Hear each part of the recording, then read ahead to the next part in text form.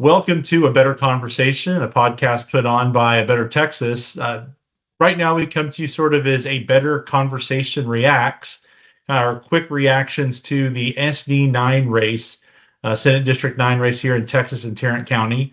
We're joined, as always, by the man, the myth, the mustache, Mr. Kyle Mason.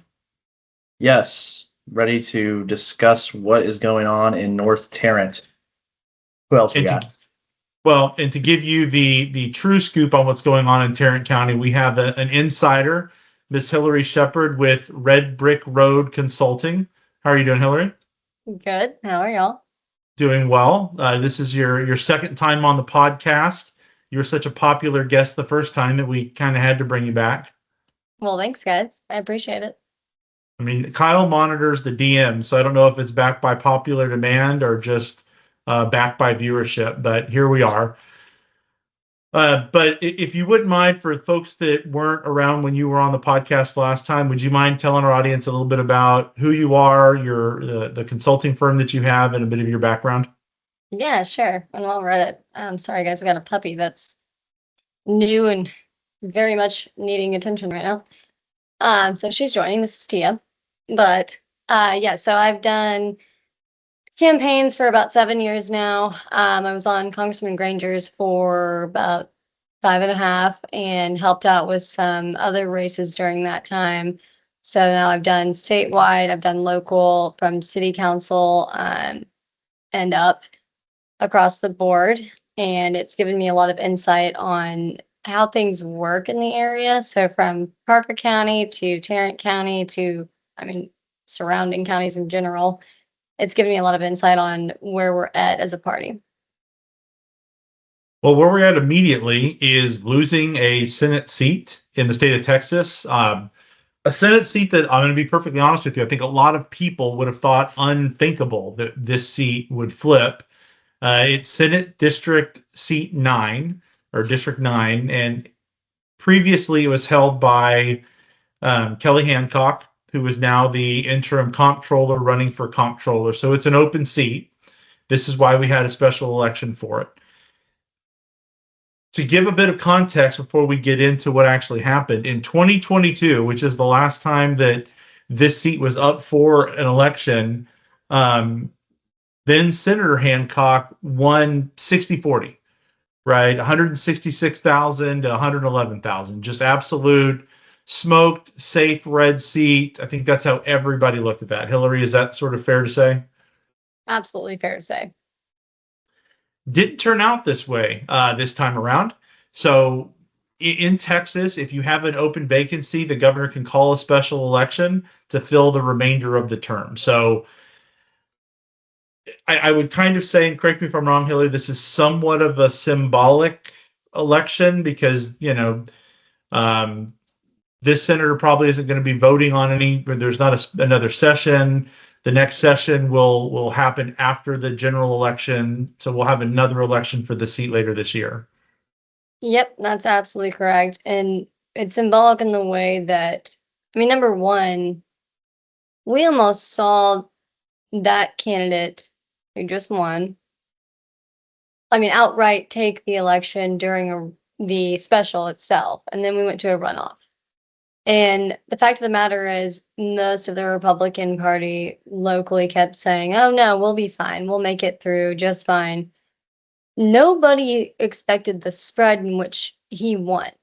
We went from I understand it, R+16 district. People are going back and forth on the numbers on that. I know it was a Trump +17. And now we're in a D+14. 15. Explain that. Yeah, 14, 15, yeah. Yeah. Well, so just to kind of give people that may not be as aware, so where is this, what part of Tarrant County is SD9? SD9, so that's, you have Keller, you have Fort Worth, you have, well, let's just pull up the map, quite frankly. It's in the area in which, and so, okay, for instance, Shatzlands district. That is one of the districts actually where most of the precincts flipped blue.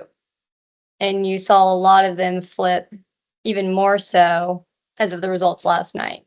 So Shatzlands district, a little bit of, Goldman's, now McQueen's old district, and others, and also Giovanni's. So this is So, sort of your northwest corner of Tarrant County. yep. You know, big like I'm looking at the map right here. So basically, it runs the southern border, kind of generally follows 30-ish. I mean, it juts out here and there. It goes out, splits Benbrook in half, it goes to the county line a bit in the southwest corner, but then it is the entirety of the northwest portion of Fort Worth. So, Azle, Saginaw, Hazlitt, Blue Mound, Lake Worth, all that sort of stuff. Haltom City, North Richland Hills, Watauga, like you said, Keller, Westlake, all of South Lake. So this is not this isn't supposed to be the blue squishy part of Fort Worth or part of Tarrant County. Not at all. And I bring And up Keller mainly at first too, because that's where, I was on the ground for that part of it during the special at the Keller City Hall when it was the last few hours of voting. And what we saw was everyone stopping by the Democrat tent. And I kept saying, this is not normal to see that many voters coming in this late on election day too and voting Democrat. I think Keller might be the main part of what's happened here. You're seeing a huge shift and mobilization of the Democrats there. So yeah, this is not normal by any means. and so just for people that don't know, so the Democrat that won, his name is Taylor Rehmet. Am I saying that right? Rehmet? I think so, yes. Okay. And nobody knows how to pronounce either name in this race. So well, it's Wambsganss. there we I go. practiced that before the cast tonight. So Leigh Wambsganss was the Republican running, at the end of the day, the one-on-one runoff vote was between the two of them. So most people know Leigh Wambsganss as the Patriot Mobile lady, because I think I don't know what her role is with Patriot Mobile, but she is, prominently involved with Patriot Mobile, and Patriot Mobile is very supportive of her campaign. And then, Rehmet didn't try to run as a moderate. That's sort of the thing that was a little bit astounding for me, is when you look at, the issues that he focused on, he ran as a Democrat, right? I mean, he wasn't trying to pretend like he was something he wasn't. Like he ran as a Democrat, maybe not like a far left progressive Democrat, but still as a Democrat. And at the end of the day, won 57% to 42%. Here's the thing for me that's from the outside looking in that I can't help but notice. The voter turnout on the Republican side fell off a cliff in the runoff, and Rehmet pretty much held on. So during the original first round in this special election in November, Rehmet had a little over 56,000 votes. Wambsganss had 42,000, almost 43,000, and then Huffman, who was the former mayor of Southlake, who was also running as a Republican, had 19,000, almost 20,000. So for the Republican candidates, there was about 62,000 votes, give or take, cast between those two candidates, and only 56,000 for the Democrats. So you would sort of think, you'll have some attrition going into the runoff. And I think that's where a lot of people thought, oh, the Republican will end up pulling it out at the end of the day. Where did those 22,000 votes go? And see, in my opinion, there was an appetite in the Republican Party that won't support anymore the hand-selected by the powers that be candidate with the special interests involved. Let's look at the spending. 10-1, both times. And still he was able to pull it off. Look at his spending. And versus both in, Huffman in versus Leigh in the original special, and then in the runoff itself. that says a lot about what do endorsements mean? What does spending mean now? Well, hold on. So it sends a I want to unpack something that you were talking about there's a certain amount that won't support who the power, like what are you talking about there?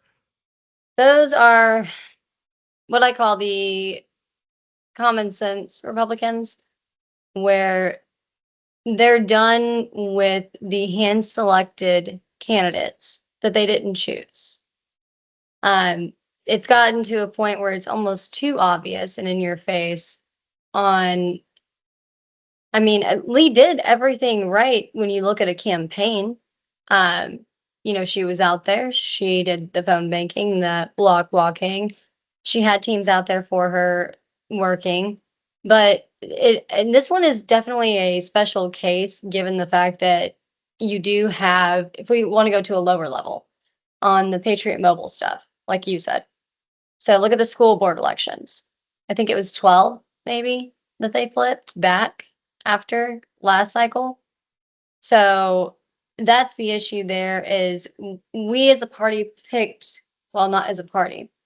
Somebody was picked for us to be the chosen candidate, and the the constituents didn't agree. Well, So okay, so here's the thing. I mean, I want to push back on that, maybe just to be devil's advocate, but I mean, there were two Republicans running in the special back in November, and I mean, by more than a 2-to-1 margin, the voters that showed up supported Wambsganss. and so that's where it gets interesting though. Because you look at that and it's more of the grassroots people who are motivated at the time, and we go back to the grassroots part in our last time together. But why didn't they show up this time? And why didn't the other Republicans that voted in that race that were Huffman's voters show up? Well, right. That's the question. So, Rehmet lost about 2,000 votes from November to the runoff. Wambsganss lost about 2,000 voters from, who would have voted for her in, November to now. It seems like the people that are entirely missing are those Huffman voters. Like I mean, that's essentially the margin of voters that just don't exist anymore. I mean, I'm not saying that every single person that voted for Huffman didn't show back out, but I mean, that seems to be where the gap is. And I would say it was more than that, though. I mean, I think it comes down to the fact that the Republicans that get out the vote the most and that push it the most were very unmotivated in this runoff because that is not the candidate they would have picked. It was picked for them. And I mean, I'm going to lean more towards we need if you look at the type of leadership that Kelly Hancock had in that district, it was very common sense and it was not aggressive in the rhetoric. I mean, look at the actual experience of both candidates. So I think that was one of the main issues. And people want to all over online and on Twitter, of course, where people live, is they want to point out, oh, it's the Huffman voters, it's their fault, da da da da. No, I don't think that's quite the thing. I think that people are looking at this logically and going, is she going to get anything done in office? And would I want to go vote, or would I rather just sit back on this one? So that's a blaring message to the party. And I think that comes from, once again, rhetoric versus reality. So what forms the basis of that opinion for you? Like, what are you hearing people telling you this? Is there polling to support that?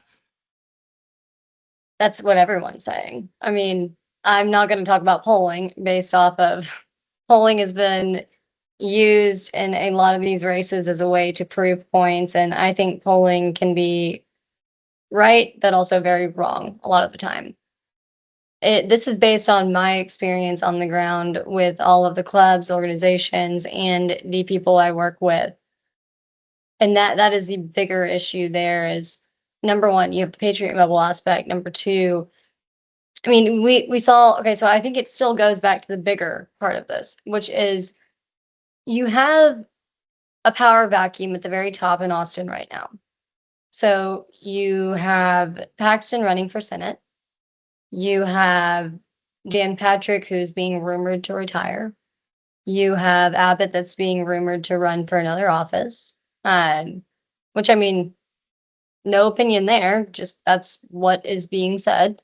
So for the first time in how many years, you're going to have a huge power dynamic shift. And that's where the chaos is coming from, because then you look at the PACs and the PAC funding. And you've got a lot of drama going on there too. So the special interest is what we've used against one another in the Republican primaries. And we air out all of our dirty laundry. And the Democrats just get it free. And that's what's been occurring. So Taylor was able to benefit himself and not spend nearly as much because we spent so much time attacking one another in that quote unquote primary for the special, to where it was easy to motivate his own people. And that's disappointing because that's going to happen across the board come the general. So that's the sort of stuff that we really don't see, right? From the outside looking in, we don't really get a flavor of what the race was going up to that. So, what I'm hearing you say, and correct me if I'm wrong, is that in the special election, the first round of voting back in November, a lot of the guns coming out were between the two Republican candidates. There was a lot of friendly fire, not so much campaigning against the Democrat, but campaigning against the other Republican. And that sort of left a splintered, fractured group that had to try to somehow get back together for the runoff, and it just didn't. Yep. And that, I mean, quite frankly, that goes back to our original conversation when it goes to the GOPs. So we've spent so much time tearing each other apart and flooding the primaries with multiple candidates. And this election itself was always going to be a climate test. And going into a primary, this is a huge deal. And it will tell us exactly what we're looking at for the money that will come flooding in across the state for the general. That's where we should be focused, quite frankly. And I hope we do focus on that moving forward at this point. Well, that's my thing about this race, right? There's gonna be a rematch in November, right? I mean, Wambsganss and Rehmet are going to be on the ballot again against each other in November. What can be done between now and then to get those stay-at-home Republicans back engaged, or are those people just willing to have a Democrat win that in November?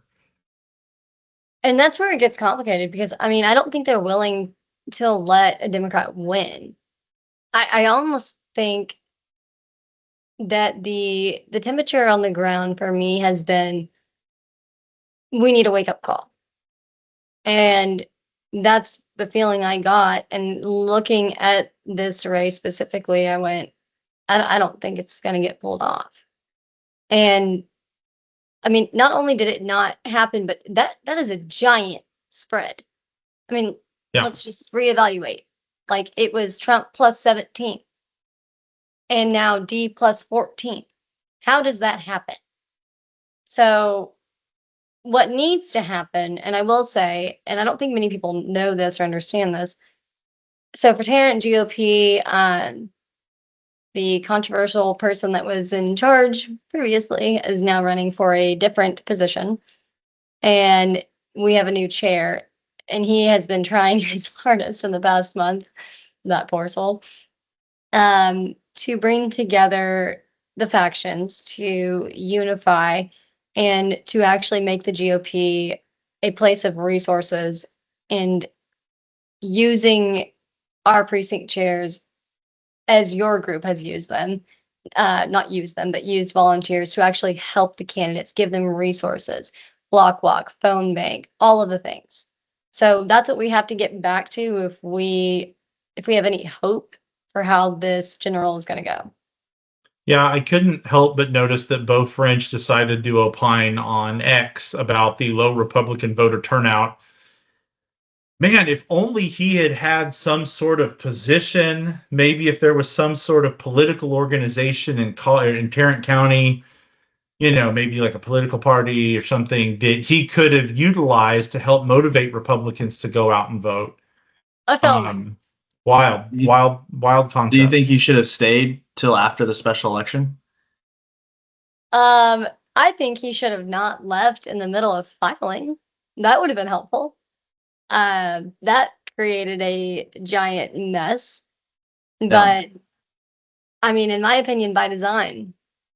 Like I look at some of these players in our party locally, and I think about the fact that why do you choose to create chaos when you do? I mean, let's talk about the fact that last time we spoke, that they sent out a text from a PAC associated with the GOP on a commissioner, Republican candidate, who was not even on the ballot last time. Why? They used party funding, and of course it's, put through another PAC, so you can't absolutely say how they did it, but they used that to attack a fellow Republican when he wasn't even on the ballot because he didn't vote in favor of the way that someone wanted. That is the problem that we're having. We are using our funding and resources in a way that are not productive or helpful to the party. And they're seeing the repercussions of that now. Yeah, it seems to me from the outside looking in that Fort Worth, Tarrant County had people that thought that they were kings that were really just, commoners. They really thought that they were the king. What they wanted was what was going to happen. They could pull the strings, they could get their way. And if you tiptoed out of line at all, they were coming for you, but they never really had the stroke they thought they did. And I feel bad for the current chair in Tarrant County with all this happening, because I mean, this is a tremendous mess that he's having to now try to clean up, but it's not his fault, right? Like the cake was baked. You can't come in a month and a half and all of a sudden like motivate, what is it, 30,000 people, 20,000 people to race to the polls if you don't already have the infrastructure, if you don't already have trust within the organization and all that. Like I sort of feel like the current chair for Tarrant County is having to like fix fundamental things to where it's difficult to focus on something like this, like a race like this. Well, and he's done a phenomenal job in the way that he's trying to already course correct what he can. And I mean, let's just say his name, Tim Davis, the poor guy, and he's an attorney actually. So he's very functional, very focused, very good at organization and getting to the point. And he was put in the middle of this during ballot filing. And there were quite a few ballot challenges that popped up during that period as well that he had to deal with. But filings that he did not even approve. It was done by people under Beau. And yet he's having to clean up that mess along with look at everything that was just left in disarray. And that's where it's been really hard on him, is now he's having to handle the fact that people are pointing the finger at him. And most people don't even realize there's a new chair. That's the irony of it.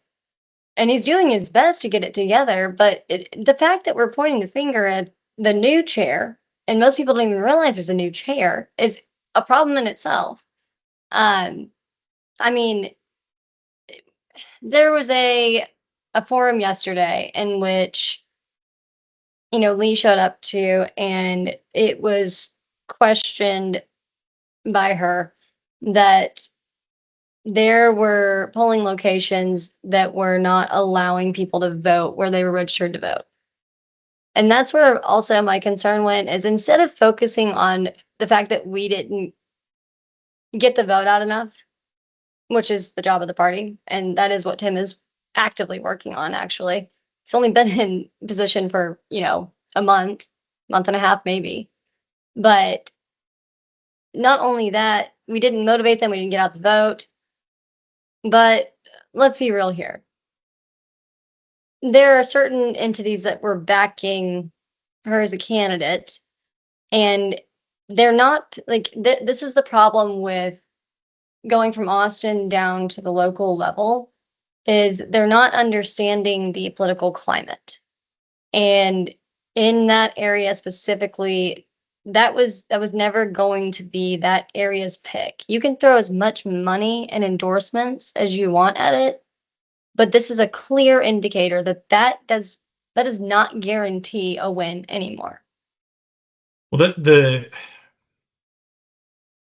one of the things that I've seen online, I mean, the coping done by, Wambsganss supporters or those that feel like they're going to be blamed for it has been incredible online. Just absolutely unhinged, blame game stuff. No accountability that the campaign didn't do a good job, or that, here's the thing that frustrates me, and you see it. I talk about there being 20,000, 22,000 missing Republican votes from the first round to now, where the Democrat only lost 2,000 votes. When I hear people blame those voters for staying home, oh, we're going to blame those voters. It's like, that's the How does that dumbest work thing. in general? Yeah. Well, it's just like, well, I mean, like, I've seen people that, have been saying, oh, well, those people just need to get out. They don't need to be a part of our group. They don't need to be a part of this. If you stayed home and you didn't go vote, then you're the problem and you need to be out. It's like, well, that's dumb, because you lost because they didn't show up and now you're telling them to just go away permanently. That sounds pretty dumb. But on top of that, it's the candidate's job, right? Like, it's your job when you're running a campaign is to appeal to the voters and get them to go vote, especially in a runoff. I mean, I'm not telling you something you don't know. A lot of times a runoff is just to get off the vote. How well can you do that? Right? I mean, you have your universe of voters that voted before, who you need to go talk to. How many of those votes can you whip back to the polls? And what I saw is, for whatever reason, the Democrat only lost 2,000 votes, which, I mean, tip of the hat to you. Good job, right? The fact that you only had a 2,000 vote drop off from the first round of voting to the runoff, that's great. But on the Republican side, blame the party, blame the candidate, whomever, but like, they're the ones that failed to deliver 22,000 votes. Well, and then it seems, yeah. Yeah, no, exactly. And that's where I had a problem with seeing that happen yesterday. Was you can't come in and then say that I saw the tactic right away. And being in the strategy part of things and looking at it, I went, we're not gonna pull the election judges aren't allowing people to vote, are we? Because that's a very conservative area. And I mean, Right. maybe that happened once or twice, maybe. I'm not saying that couldn't have happened. But at the same time, the rumor mill, of course, goes on. And you're right. They, even in the statement, Republicans didn't get out and do their job. Okay, but why did they not get out and do their job? Is it because they really didn't care about holding that seat? Or is it because we made a poor choice in the candidate that we picked? And did we pick that candidate, or was it chosen for us? Well, the voters did pick the candidate. Well, yes, in the first round. Right. But you still have to take into consideration, like I said, there are other players involved. And it's not from the bottom up. It's from top down. Yeah, but So it anybody, needs I mean, to anybody go- can put their name in the hat to say they're going to run for a candidate. That doesn't, I don't think that's the excuse. I don't think that's the reason here. If you're running in such a heavy R district and being like, it was a bad candidate. It's like, she's been around for a while. She's very well known. We had a runoff and someone, she won handedly. And one thing I would be interested to see is like, okay, of those, he got 15% of that vote. I wonder who those 15% are. like, is that 15% of people that aren't actively involved, or is that 15% of people that are very actively involved in, are they, are they the election judges? Are they the precinct chairs? Are like they the most motivated people? And then their guy lost and now they're pissed off. And that's why the ground game was like such crap, possibly. And that's possibly why maybe Tarrant County party chair had such a hard time of getting anything moving. What do you think about that dynamic? I think there was already, okay, so, and that's what I want to see, and I haven't been able to look that up today, clearly. It's been a full day.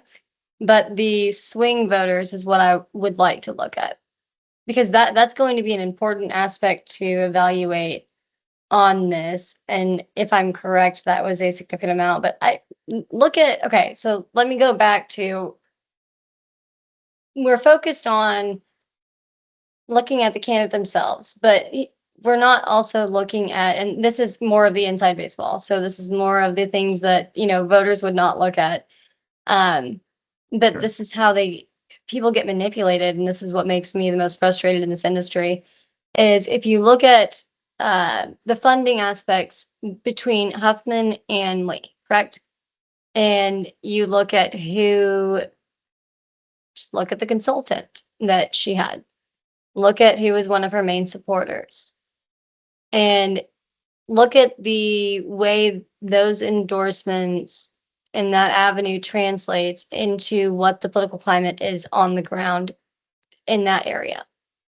And yes, Huffman did lose handily. They used the Sands PAC against him. And funny enough, and this is wild, but funny enough that actually part of it was the Mavericks trading of Luka. So it's a sports district as well. And so the tactics used during that were interesting enough to watch. And this has been a very certain election where, I mean, this does not normally happen. However, I do think there are indicators, large indicators of what will happen in the general from it. And people keep dismissing certain parts of that. But she, on a Republican level, there were a lot of people that showed out that typically there was manipulation from the special interest on that aspect. And so Like when what? it comes, that would take 2 hours. But there, Yeah. Well, like, is it like manipulation like that? They're putting their money behind certain candidates, or are they got like Tarrant County specific Epstein files, or what? Like, what are we talking about here? it's different endorsements across the board, locally all the way up to the top, that are no longer playing well. So there's so many levels of dynamics that are going on here. So when you look at it from that perspective and you see, especially, I think, like, I go back to Keller, the Patriot Mobile stuff that played at the school board level, like that Yeah. was a huge part of that.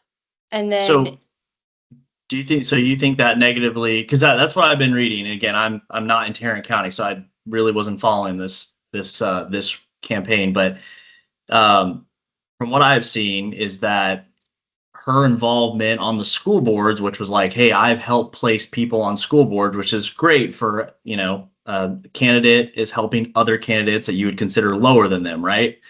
So do you think that that actually negatively affected her as far as getting Democrats more motivated to come out?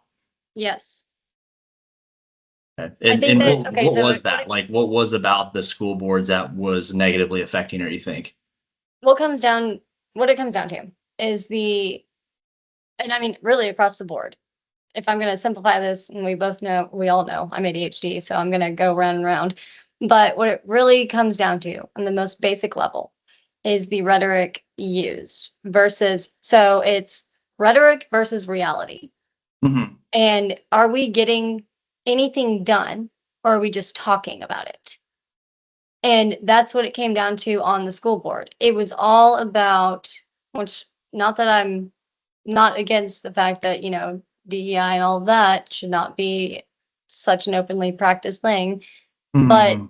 it was so focused on the DEI and other things. And it was all rhetoric that really accomplished nothing. So let's go back to, look at Andy Hopper and his district. And he lost getting a water district for his district because of his rhetoric in the House. And it goes back to people like Brian Harrison, who have never passed a bill. But man, do they have a spotlight on Twitter? Yeah. So That's his why I rhetoric, think the his voters are rhetoric tired worked of for it. him. Yeah. What? Yeah, because I'm just looking at I pulled up the two candidates' websites just to kind of give a side by side. Because again, like for me, the thing I just keep getting back to is I still just see this as a Republican failure to get the vote out.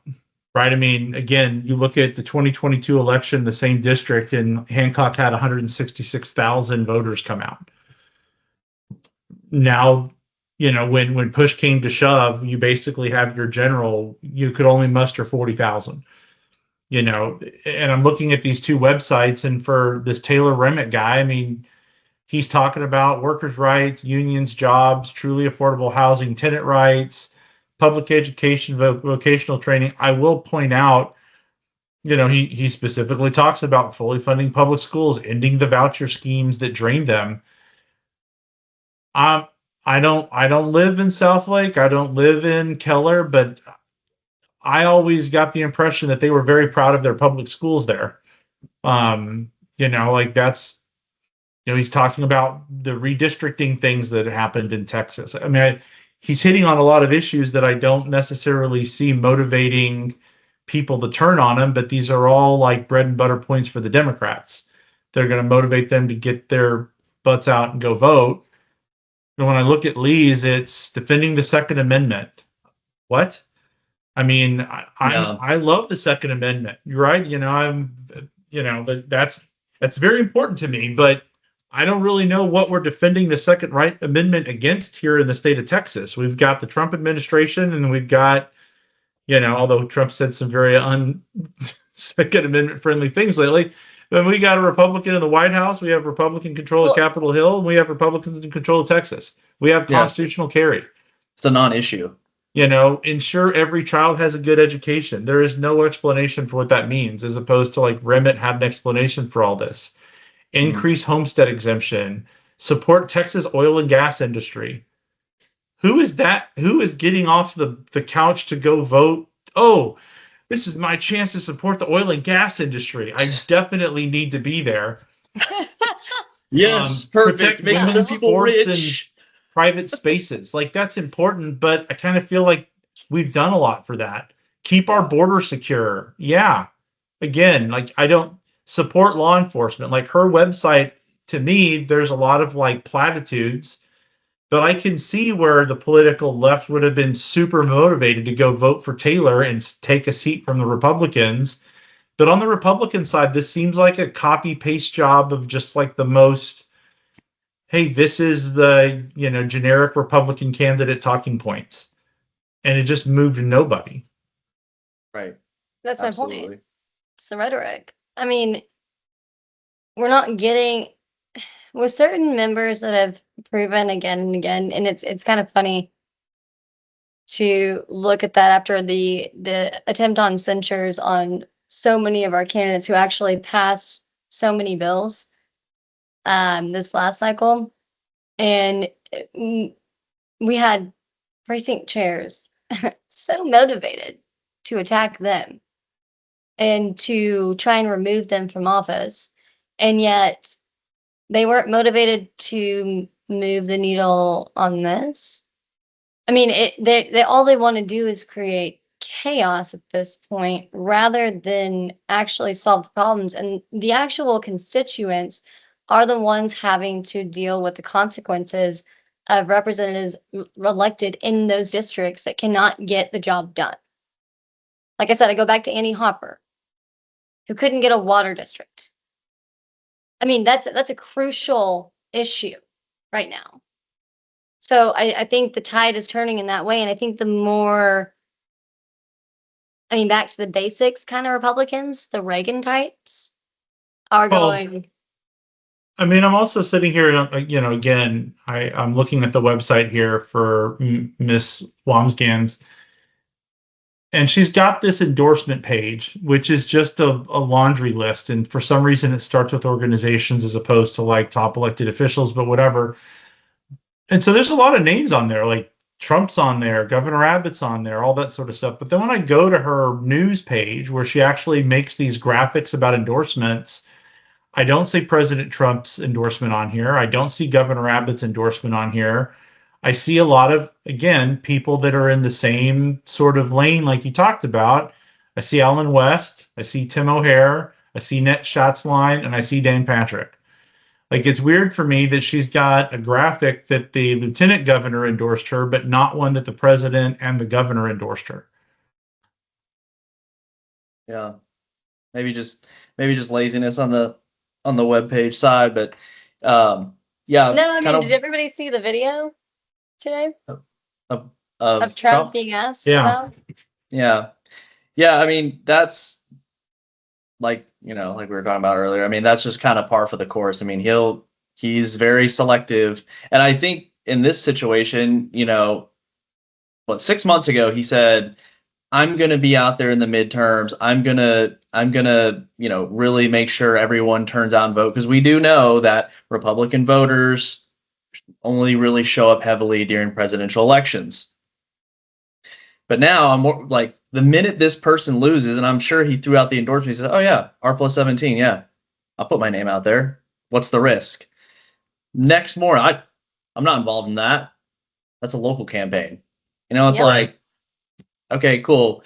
And I think it goes to say, like, him getting involved, I hope he doesn't think that him just saying, I endorse that person is really going to move the needle. Because, like, at this point, that's just not going to do it when the midterms come around, No. So what do we have to do to get Wambsganss elected in November, right? Because this is the same race. It's going to be Taylor versus Leigh again in November. So what has Second to be Amendment done rights. between now and November to get, Republicans out there to vote for her? It needs to be more than photo ops. It needs to be more than showing up to events just to be seen. It needs to be on the ground. I don't know how many times I have to say this to every candidate across the state and really nation, is meeting voters at the door is the most imperative way and crucial way to actually win a race. If you are not meeting them where they're at, you can't just send mailers and expect them to vote. You can flood their mailbox all day long, whether that be email, text, or actual physical mailbox, but that's not making a point anymore. I mean, you have to go out into the community and be involved in it. Here's the thing with Taylor, too, that you guys need to keep in mind. And this is where I knew that this is when I saw the problem that we were facing is not only did he work for, still think works for Lockheed, but Right. he's head of the union. Mm-hmm. So we're seeing, I mean, this is the, I think, first rank and file union member ever elected to the Texas Senate. Yeah. Um, He's a You're good seeing- candidate. He's a Yeah. good Democratic candidate. He's young. He's a service member. Like, he's union. he He's comes across as charismatic. very Republican, actually, because you're Yes, right. he does. Yes. Yes. And that's where it directly contrasted someone who's never, okay, we say has a lot of experience and is well known. I'm sorry, but let's look at that. She was given a position as a spokesperson for Patriot Mobile. What is her real experience? Can anyone Right, but- answer that? I guess here's my thing is like, she is the candidate, right? I mean, she's unopposed in the primary. This is who our candidate is. Yep. I mean, we don't get to No, change no, the and I'm candidate not for disagreeing November. with So that. it's just a matter of No, like, I'm not well, disagreeing with that at all. What I'm saying like, is, what do you we have to look- do? What do we do to get her elected? This was a failure. She so then needs what to has go to- out and connect with the community. I What mean, else? That's her. What about the party groups, clubs, Republicans, precinct chairs? I mean, like, what needs to be done to get this? Because my problem with this isn't just this race. My problem is just Tarrant County in general. Like, I think Tarrant County and I live in Collin County. I've definitely seen the horse race of, oh, who's the biggest red county in Texas, right? It's Tarrant. Is it Tarrant County? Is it Collin County? Whatever. They can bicker back and forth about that. Sweet county, dude. Right. But look, at the end of the day, Tarrant County is going more purple. Yeah. I mean, it's going so purple that Mark Vesey thought that stepping down from Congress and running for county judge was a worthwhile thing to do. Yes. Can we just talk about that for a second? Because how wild is it that somebody would step down from a congressional position to run against the county judge? I mean, if that's not telling in itself, I don't know what is. It is. Here's what needs to change.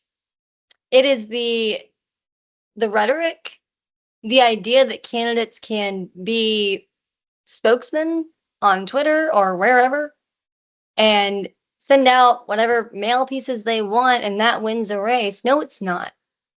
We have to go back to the basics. So if that's your real question, we have to go back to the basics. And for a lot of people to get out and actually block walk and support, especially in the GOP, I'm sorry, there needs to be some turnover on those precinct chairs because they're the same way. They're all vying for a spotlight.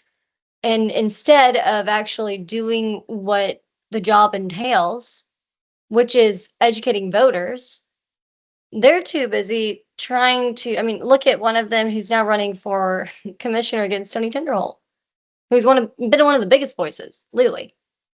They use it as a stepping stool instead of an actual job to help the party. And that's what bothers me most. So if that's what you're asking, how do we motivate people? Restructure. Bring back in the basics. Well, that's exciting. I have some questions about that because like we have this problem in Dallas, but it's very weird, or it's interesting to hear it from you because Tarrant is like this, hey, we're the red county, yada yada yada. What we face in Dallas is that, oh, this is a blue county and all these seats are going to go blue, so like kind of what's the point, right? In Tarrant County, I mean, was there essentially, did we just kick our feet up, or did y'all just kick your feet up on this one and be like, hey, you know what? It's an R+17, even if we just had ice for a week, even if it's 30 degrees out on a Saturday, even if it's this and this, like we're gonna get by and it's all good. Was there an actual coordinated ground game between the precinct chairs? Do you think that her campaign had a punch list of like every Republican has been hitting this print, every Republican, and then like early voting's being taken off their raw? I mean, is there anything going, or do you think that she was also just like, hey, I outspent this person 10-1 or 5-1, however you want to roll out the money? No. So that's a fun I sent out some text Everyone tried. messages. Yeah, no, everyone came out for her. I mean, there were people that are involved in other campaigns that even, it was the night before last, were at a phone banking session for her that, wouldn't have gone previously, quite frankly, but they were there. They showed out and showed up.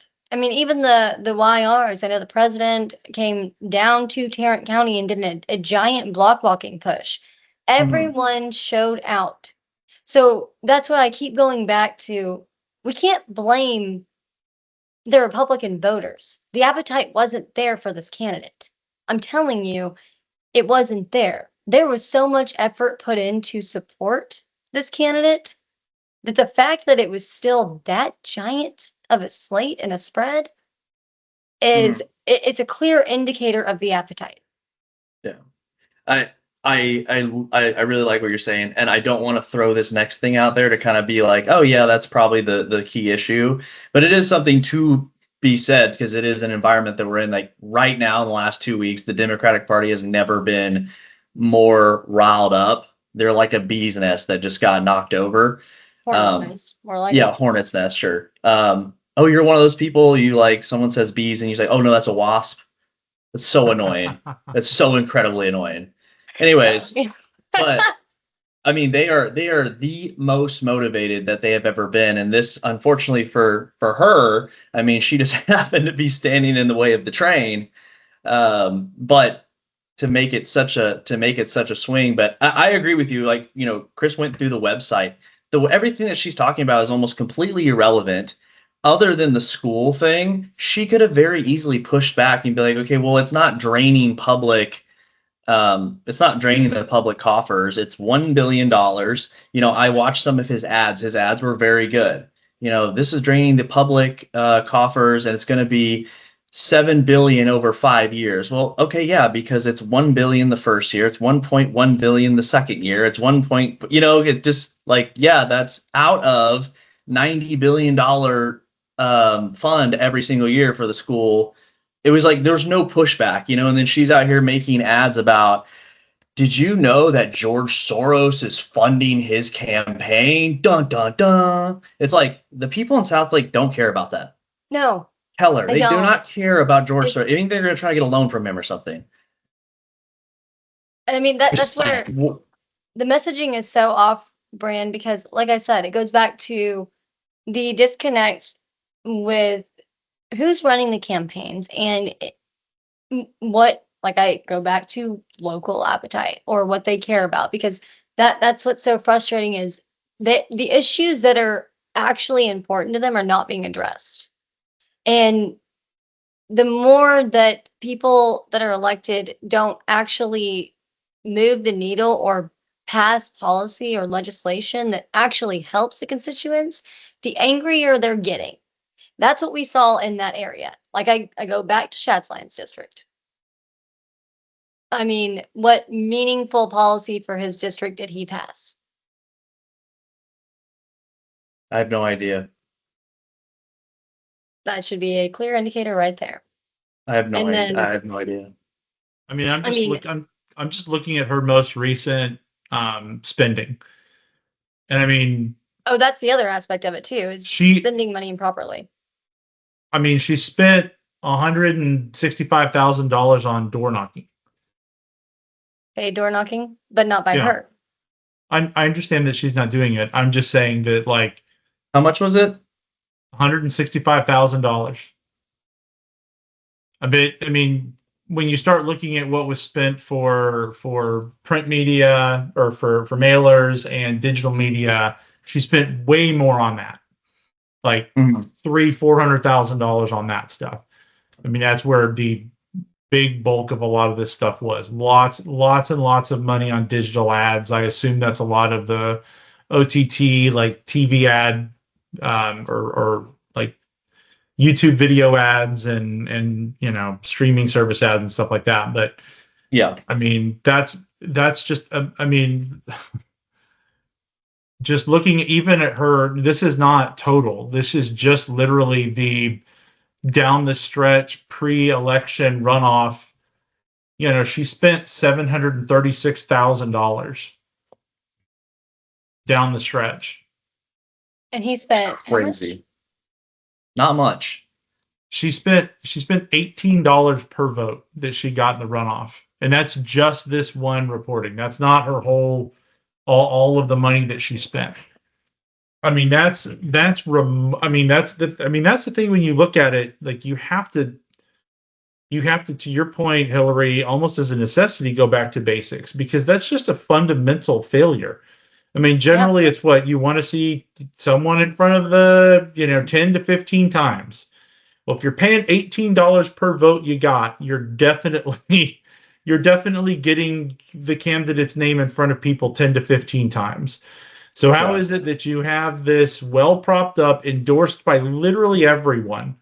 Everyone endorsed her, and can't get over the finish line against somebody that, it's not like this person has a bunch of name recognition. It's not like this is a Democrat with huge Q rating. It's just sort of like a dude, a pretty standard Democrat man. He was never involved politically before. He had no name ID. Mm-hmm. I mean, that's the insane part, is he was not a spokesperson for a Republican group. He did not have a background in any of this. I mean, not Republican, but Democrat group, whatever. But there was no history there for him to have an existing name ID. So the whole point of ad spending is to increase name ID. And she spent how much? And quite frankly, increasing the name ID, I think almost made it worse.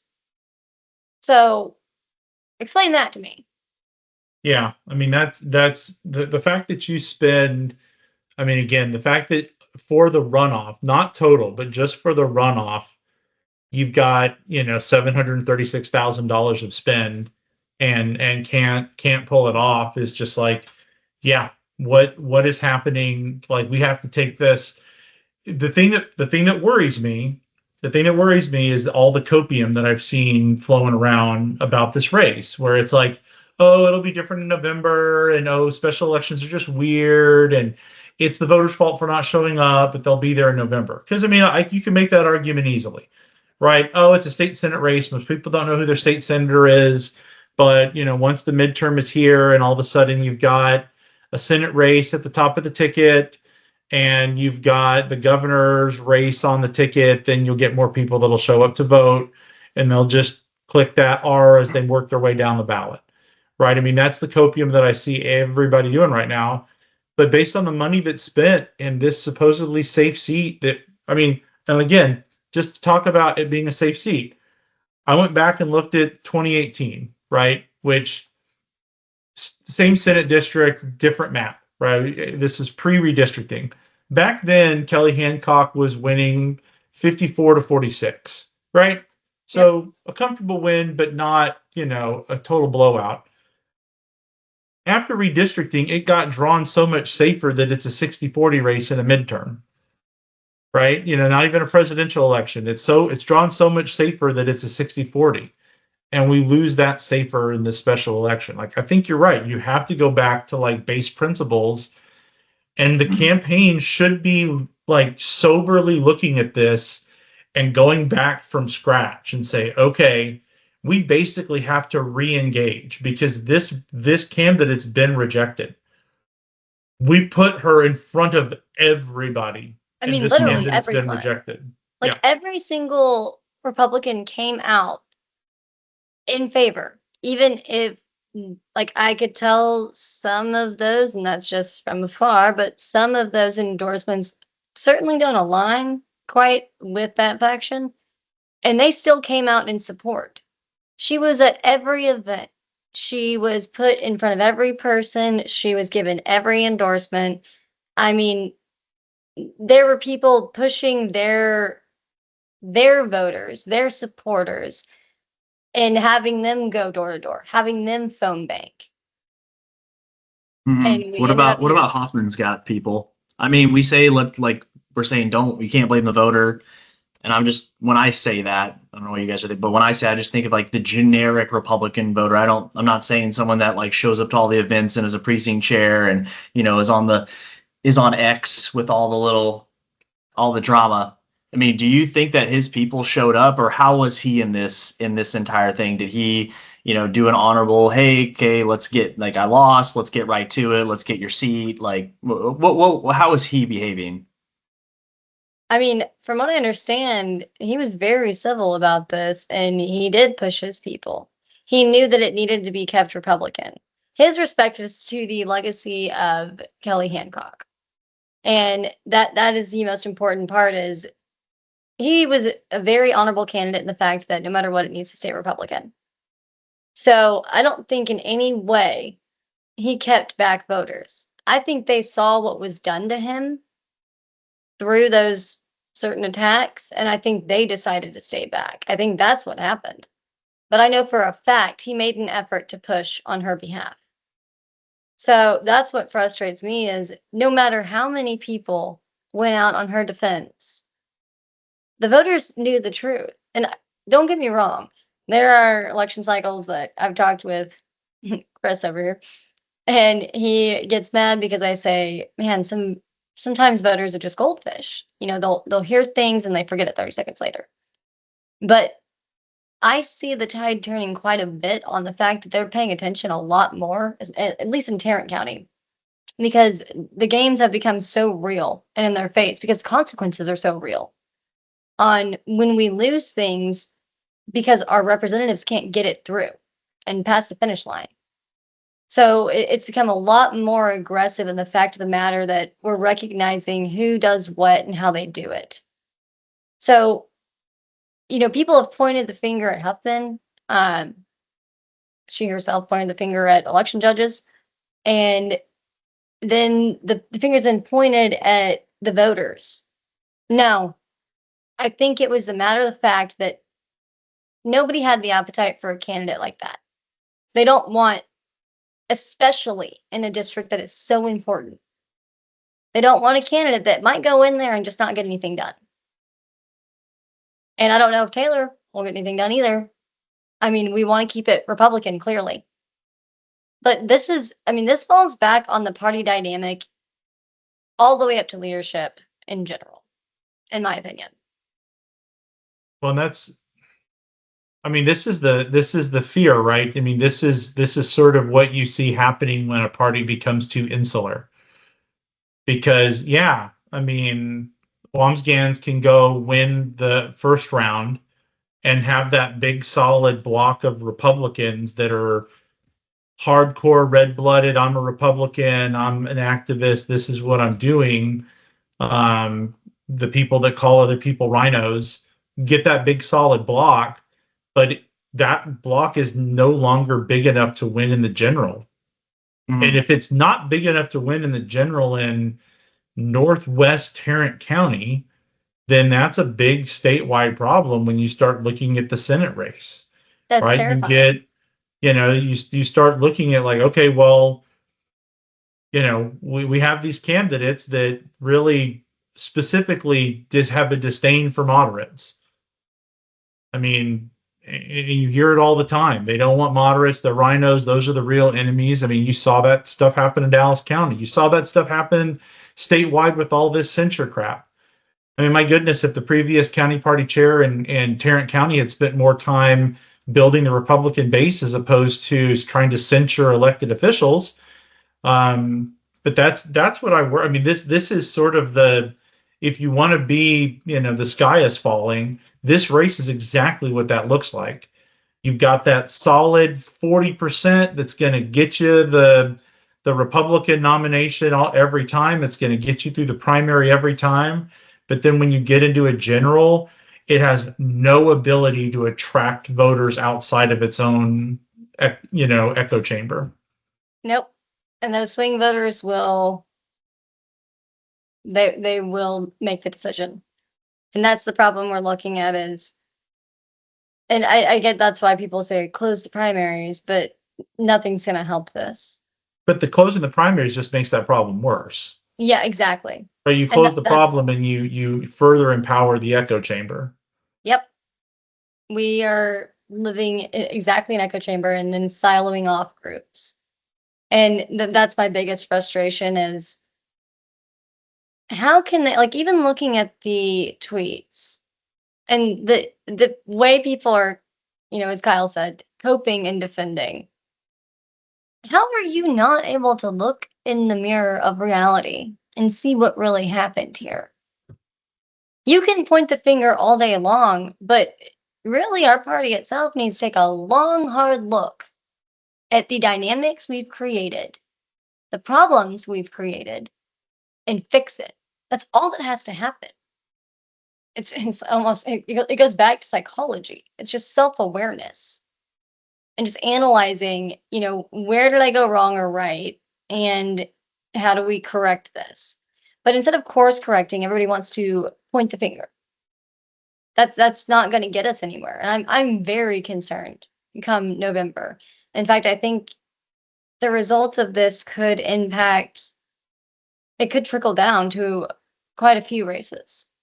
I mean, going back to what you said with, Tim O'Hare and having Mark Vesey announce.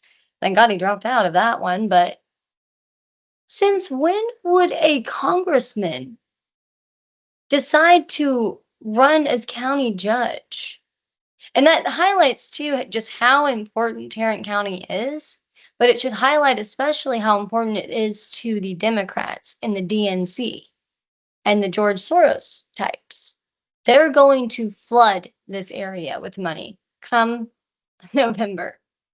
And we should all be terrified. But instead, we're sitting here looking at tweets, looking at the fact that, oh, well, it was the Republican voters' fault. It was this person's fault. It might have been Huffman's fault, or it might have been so-and-so's fault. Maybe reevaluate and move forward and make a plan come November. Maybe we should post, like, I mean, it's impossible for me to fathom how people cannot articulate, we might be the problem. It's also a matter, I mean, and I just don't know who the leader is, right? I think you talked about that early on with, like, you know, Abbott and Patrick, and there being some movement there. You know, I don't know who the Republican is going to be that sort of, you know, sets the vision and gets people to follow. You know, I understandably, you know, yeah, there's lots of rumors about Governor Abbott running for another race, and you need to have as big of a tent as possible to run for that race. So it's not something to put the governor in a position where he's got to go crack the whip on other Republicans. But it's just like, I don't know where that leadership comes from. I mean, I can tell you right now, like, the party leadership has, again, they have their 40% core that's ride or die, and they've alienated everybody else. Well, But that's what's difficult in Tarrant is if you look at that too. And don't get me wrong, I'm a huge Abbott supporter, and you're right, it's not really a place where he can crack the whip, but I know he's done so where he can. And then you've got Paxton running for Senate, which that'll be a whole nother interesting race given what happened last night. I mean, top of the ticket if it's not Cornyn, that's going to be hard because Paxton's another divisive one. Please, Jasmine So- Crockett, please win. That's our only hope. Actually, though, Man. you're completely right. Like, literally. So then there's that. But then you look at the Tarrant County delegation, right? And, you know, we all know Congresswoman Granger retired last year. And she kind of was the top there. She never wanted to make decisions for people, but people knew to look to her for the guidance. You've got a newer one, more out towards y'all, you know, and Ellis and all that, which is LZ. And then we've got Goldman, who's a freshman. And then we've got, you know, McQueenie, who was a freshman, clearly, and in Goldman's old spot. And then you've got Geo exiting, and you've got a contentious race there. And then you've got, you know, Garen. Garen is probably the most senior form of leadership we have. And yet he was still attacked by the GOP viciously. So, yeah, where do we look to leadership in Tarrant? Who gets to guide that ship? Leadership is important, but ultimately the factions, which I enjoy the factions, I enjoy the infighting and everything like that, but like we have to get back to Italian style family rules where it's like we can literally be hitting each other, but as soon as we have guests over, we're big love. Yeah. We love each other. And it's like Chris had pointed out, where did these other people go that did not show up to vote, which would have had this thing in the bag, although narrowly. And as you've been talking, I went on John Huffman's X account because that's where everything happens. I scrolled all the way back to last November where he said, hey, you know, we lost, hasn't posted anything about this campaign, this district, nothing about it, right? He posted a few things about Venezuela, as far as politics go, a few things about Venezuela, yada, yada, yada. Then 3 hours ago, he makes this post about, and this runoff was marked by failed opportunities to unify. There was no outreach to 90,000 voters who supported our campaign in November, yada, yada, yada, yada. We let Trump down. So it's like, if you're not going to, but you're also complicit in, you know, not coming out and not pushing the thing. Maybe he did at one point stand up on stage. I could be corrected later. Stand up on stage and say, hey, I endorse her. Or maybe he sent out an email. I fully endorse the Republican candidate, as some people will grudgingly do. But it's like, you're not being active at this point. Like, But he you was have to active. continue. You have to go to, like, you have to be involved, and that's just called buy-in. Like, you have to do it, and people just aren't doing it. I don't. It'd be so cool if we had a congressperson step up and want to come and help the state reps and stuff. But I just don't think that's. Some do, but I just It's don't not think just that's a no, great I'm place going to on every put level their. though. It's leadership Yes. at every level is what I'm talking about. And we've lacked that at every level because we've seen changes. It's almost like a domino effect, changes across the board. And even to our local GOP new chair. And Mhm. actually, and I will defend Huffman on this. Yes, he was out there actively trying to help. He's not a what he saw was disturbing on Twitter. We should not live on Twitter. We should be in the community doing it. So what was That's he the difference doing? there. I mean, talking with voters as well. And he said we need the So Republican to win. was he block walking? Was he holding me? I mean, you say that he was out there pushing, like what was he doing? Well, that's a question you can ask him if you want to bring him on. Well, but you But just hold on, but I mean, I know that love you, Hillary, but you he just told us that he was, he was was at like, meetings, he was talking with the voters in those areas. I know that okay. for sure. I'm not going to give away confidence to people who were at those meetings, but that's for him to say if he wants to. However, what I do know is I know he was trying to help in that aspect. And no, it wasn't a bitter, F you kind of thing. It was okay, well, that turned out the way it did, but we have to continue and push forward. Was he actively going to go on social media? No, that's the problem that we're having. So we always want to check Twitter and see, well, what did they do this way and that way to support someone? Yeah, That's not what helps. Like I said, go back to the basics. Be in that your would help. community. That would 100% help if he put out things on social media about the current race and the person that is running for and why this and why I that just and disagree with that because what. okay, how many people put out endorsements for Leigh across the board? And look what just happened. Put out for Right, but what? I think Kyle's point is that again, these are his followers on Twitter, right? I mean, these are the people that you would suspect would listen to him closely, care what he has to say. I mean, they're following him for a reason.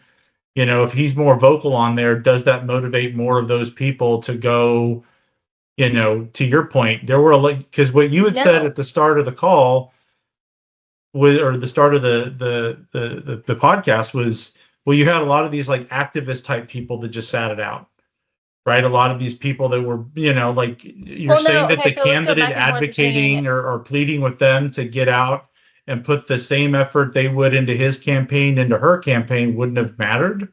So there's a difference in, okay, like we talked about in our first round, activist versus grassroots, right? So there are people who are actively involved in the party, correct? And those are his type of relationships. And that is the difference between those two candidates. Is those voters that didn't show up are the ones who genuinely care for the party, but they don't need to shout about it from the rooftops or on social media. That's why it wouldn't have mattered for him on social media. And I will continually defend that because he has the one-on-one personal conversations. Now, did that show up and show out during that election? No. And I know that's a strange argument to make, and you both know how my brain works, but it makes sense. So he has the real connections. He spent a lot of his time door by door gaining such loyal support that when they saw the attacks that happened in the mail and online, that is why I think those people went, I'd rather not. Now, can I prove that definitively? No. But I'm going to go ahead and go with my gut and tell you that's exactly what happened. And it's not that he didn't make the effort to try and defend the fact that we need to hold that spot as Republicans. It's that there wasn't an appetite to vote for her. That's just the matter of fact. So the missing voters were the Huffman voters. Well, there was a significant amount that didn't show up, yes. But I'm not going to point the finger at Huffman on that either. That's not his fault. I didn't say, I'm not pointing the finger at Huffman. I'm just saying, like, we talked about it earlier, like, where were these missing 20,000 votes? It sounds like largely Huffman's camp. Well, I mean, that's what I call the common sense camp. So, but I'm getting tired of people online aggressively pointing the finger at, like I said, They pointed at one organization and another, and then election judges, people who volunteer their time to do that. And then they pointed at Huffman too. This is part of the problem. Right, We're and just I think blaming. this is what we're trying to root cause the problem. And so if the issue is that Huffman voters didn't show up to vote, so then and those voters won't listen to their own candidate, taking you're in Tarrant County, you know what these people are doing. Huffman's doing everything he can to try to get people to go out and vote, and despite him doing that, they're still not willing to do it. So again, how do you flip those people to where they're going to actually go vote in November? I mean, if they're common sense, I would think they would want a Republican instead of a Democrat. Well, absolutely, but they want someone who will actually get something done in office. So here's like I said, this goes back to the basics. Either she changes the tactics and she actually listens to the voters and connects with them on the basic level, or you continue to spend millions of dollars on mail pieces and text messages and emails that don't correlate or connect. And so this is And where this is why I asked the leadership question. Is there nobody in Tarrant County that could appeal to those Huffman voters and be like, look, I understand that she may not be your cup of tea, but again, 80% my friend is not 20% my enemy. And even if you think she's not going to get as much done as Huffman would have, she's going to do a lot more for you than a Democrat's going to in that seat. So is there nobody that can convince these people of that? Every single local club, every single one, even people that had endorsed Huffman, the presidents of certain clubs had fully pledged their support to her and had her come speak at every single club. There was not a single page left unturned on that. That's what was shocking. Even the clubs that were not friendly towards that faction featured her. So that's what was unbelievable, is everyone focused their support on getting her to win. And still, this was the result. That's where I cannot emphasize enough that blame the voters all you want, but no, there are too many powers that be trying to control things, and the voters have woken up and to the reality of it. And the only way to bring them back to the table and get them to vote in November is for her to come to the table and for her to meet the voters at the door and for her to actually listen. Instead of where you have the higher powers in the special interest, basically puppeteering and buying votes and paying for legislation to be passed. I think that has become a significant issue in these districts where it directly affects our constituents now. It always does, but it's more so now. And it's become a huge problem. So we don't want someone in there that's not going to get anything done.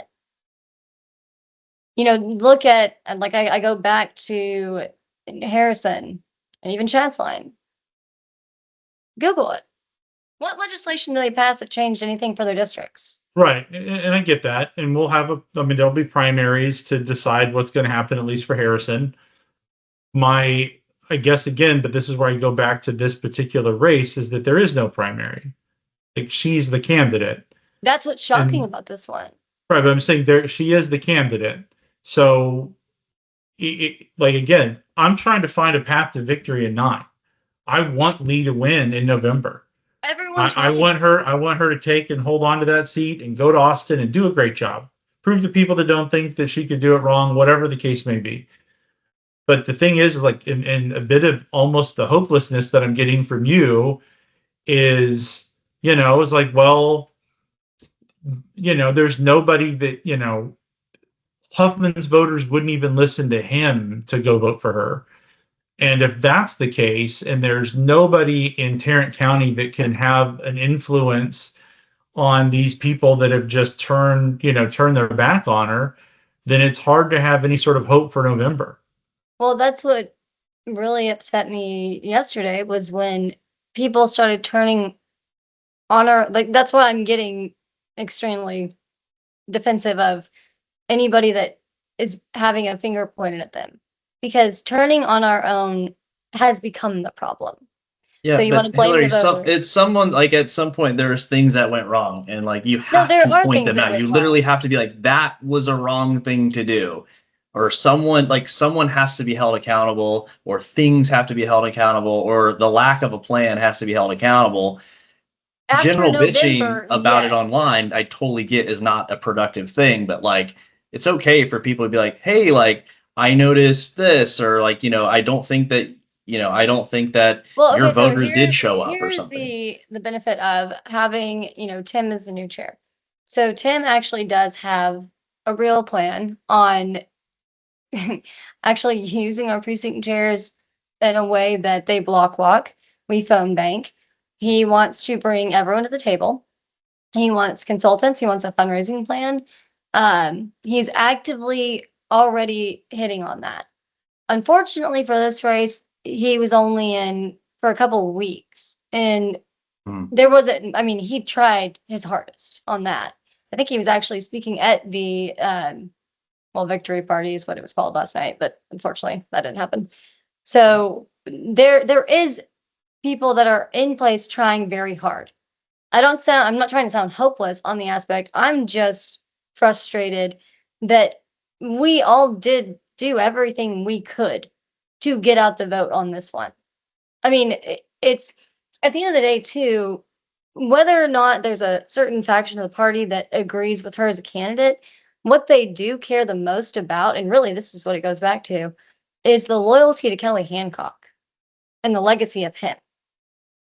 And that is why there were certain people that are Huffman voters that did get out there and go vote. But there was just not an appetite for the other part. And we have to also factor in, of course, the weather and everything. But at the end of the day, it's the candidate has to, I'm going to say it again and again and again, get back to the basics. And yes, like I said, the GOP has a plan on how we are going to get out the vote come November, which we have not done, and I don't know how long. And there are local clubs that are working on the same thing with the original expectation that the GOP wouldn't get it done with the former leadership. So Tarrant County is doing its part to get it done. I think especially me, and you both know this, with how many races I'm running, and we're 30 days out or less um, from the actual primary. People like me are exhausted. We are so tired of fighting so hard to get no help. And just to face the factions of our party that are just trying to make it more difficult. So that's really where we need help, is bring in good people with the right intention, with the passion for it, that will get it done. But we keep turning away people like that. We keep pushing them into a corner and punishing them for caring. So like you said, Italian family. Yeah, we should be more like that. Instead, I don't even know what to compare us to, but it's not good. But A late republic. I mean, yeah, I think that's the issue, is that there are the factions, and it's one of those things that I hope that the SD9 race changes some viewpoints on this, but I do think throughout the party, all factions of the party have always looked at it as though, well, whatever, we'll still win in the general, right? Like whatever We always feel happens, safe. right? Like I would like to believe that a lot of the voters that stayed at home, if they would have known that this guy was going to win, that we were going to lose this seat if they didn't show up and vote, maybe they would have showed up and vote. But there's a bit of that just sort of like, well, I think Kyle kind of said earlier, like, it'll be fine, right? We can bicker whatever, but whoever has the R on their name is going to win. It's a safe seat. It's a safe whatever. We can kind of While the phone it in. Democrats are mobilizing with, and here's the other part of it too that we haven't discussed, the technology aspect. So they're using a new app called, I'm pretty sure it's Minivan app.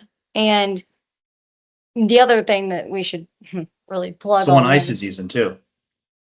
What? Nothing. Continue. I just got that. I mean, right there.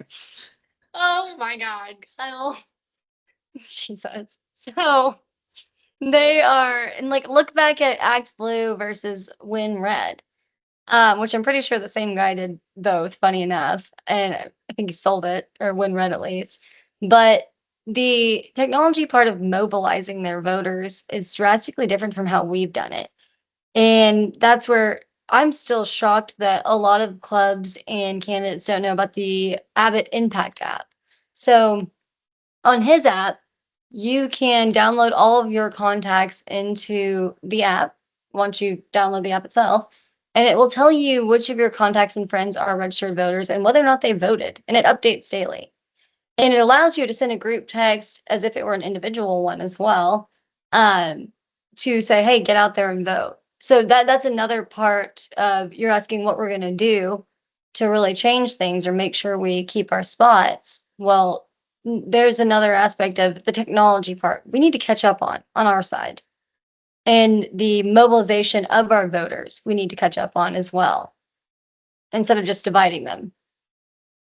So I think that, a huge aspect of it too was there was a vote in the county commissioner's court this last year on polling locations. And that became a huge motivator for the Democrats because they said they're trying to limit our polling locations. And granted, I mean, go look it up yourself and you can make your own decision on it, but it wasn't helpful. And then we did redistricting as the first state congressionally. So we've got back-to-back things that add up on the national level for the Democrats to hyper-focus, especially on Tarrant County. And we should have taken that into account. We should have understood that they were going to put a target on our back. That's the other aspect of it. It's not just the Republican voters, it's that the Democrats have mobilized in a whole new way, and we've been too busy fighting each other to focus on that aspect. The unity of our party is the most important part right now. And if nobody gets that, then we are screwed. And I hope that's not the truth. But there's people like me doing everything you can to make sure that that's not the reality. If the others would just also work together. And yeah, again, when I pulled up, that's one of the things that's on, Remit's website is redistricting and voting rights. Like, that's one of the things. And he doesn't just list it as a bullet point. There's actually like substance within it if you're somebody that's looking at it. Yeah. Because it's already a midterm, right? You already know that you're going to get normal midterm headwinds. You know that you're going to get, right now with all the stuff that's going on with ICE, I think Republicans have to understand that the general public doesn't like what's happening. No. Those middle of the road voters aren't happy with how it's being done. And whether that's because of how the media is portraying it or all that sort of stuff is a different conversation, but that is the reality of where it is right now. We're about to go to another government shutdown, right? Yep. Like, that's the other aspect. There isn't a feel like the economy is really improving for people and things are actually becoming all that more affordable. Like, you can look at the numbers and they are, but you don't have that public sentiment yet. And so there's all these headwinds that Republicans already have where it's like, yeah, infighting and creating additional cracks is the last thing that we can do. But, well, Hillary, I want to thank you for taking the time to talk with us. I always appreciate your candid feedback and your ability to take a little bit of questioning because we try not to softball it too much on here. But sorry guys for my aggressiveness tonight. You guys know I'm tired. No. Well, is there anything else that you want to add, as we're wrapping up about what's going on in Tarrant County, what people need to be focused on, places they can go, things that they can do? Mainly, I mean, put your trust back in the GOP again, please. The new chair is great. He is really doing his hardest to make this functional again. That's the biggest part of it is seek out clubs, seek out, like I said, for once, it's okay to go to the GOP in Tarrant County. And if you have any questions on where to vote, I mean, it's like, I don't mind you providing my contact information at this point and just blare it at the end of this because we need people to get involved. And also we need a lot of younger people to get involved. That's where, we call it apathetic, but really it's just people are tired. And a lot of the really involved precinct chairs are older. Our generations are not nearly as active as they need to be. And this is going to come to a head, and I don't want to see it come to a negative one of where we're headed. So that's the main point. All right. Any Kyle's closing thoughts? No, yeah, well, yes, I am very interested to see, obviously the data. I'm looking forward to seeing the overlay on primary vote or, to the special runoff. I'm looking to see everything line up. Did we do everything right? We got to narrow it down. It has to be a process of elimination. Obviously, enough money was spent, so that one is at least off the table, right? Yeah. It's like, now what? Like, what is actually the issue? Because Tarrant County is super important, and as we've already said, we have a Senate race. I mean, things could literally go so bad that this is now set up in presidential race 2028 that all of a sudden Texas flips blue, right? Wasn't but a couple years ago when we had to wait till 1 o'clock in the morning to see if Ted Cruz is actually going to still be the senator. Not a huge fan, Ted Cruz, right? For one reason or another. But guess what? I still show up and vote for him, right? My candidate didn't win, but I still show up and vote. So that is something to consider. I'm very interested to see the fallout, but I was happy that we at least got to come on here and give our initial thoughts and point the finger. Kyle. I mean, look, there was lots of finger pointing that went on here. As much as we, want to bemoan finger pointing, there was plenty of it. A lot of it pointing back. But all right, well, Hillary, always thank you again. Red Brick Road Consulting. If you're running for office, reach out to her. She does great work. Kyle, always good to see you, even though it's remote. I wish you were here right next to me, except for I was like holding him. Yeah.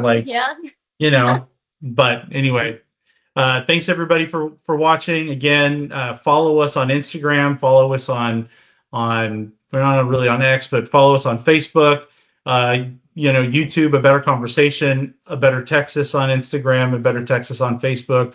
Find out what we have in store. We have a social event coming up in a couple of days. We're going to have an AG event that we're sponsoring where yours truly will be moderating. So come out, get involved, find a way that you can make an impact so we can win in November.